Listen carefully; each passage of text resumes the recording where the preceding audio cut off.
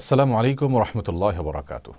আমাদের মা বোনরা রমাদান মাসে মাসিক হয়ে যাওয়ার কারণে অনেকে সিয়াম পালন করতে পারেন না, মাসিক হয়ে যাওয়ার কারণে ইবাদতবন্দি করতে পারেন না।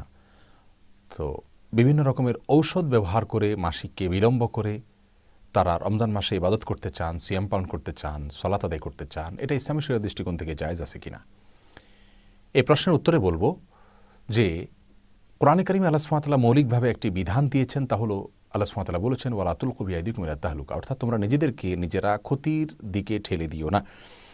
সূরা বাকারার এই ১৯৫ নম্বর আয়াতে আল্লাহ সুবহানাহু ওয়া তাআলা যে নির্দেশ দিয়েছেন সেটি কিন্তু ব্যাপক, অর্থাৎ কোনো অবস্থাতেই একজন মুসলিমের জন্য এমন কোনো ঔষধ বা পানীয় বা এমন কোনো কাজ বা পদক্ষেপ গ্রহণ করা জায়েজ নেই যেটা তার স্বাস্থ্যের জন্য, তার শরীরের জন্য, তার জীবনের জন্য ক্ষতিকর হবে, হুমকির হবে।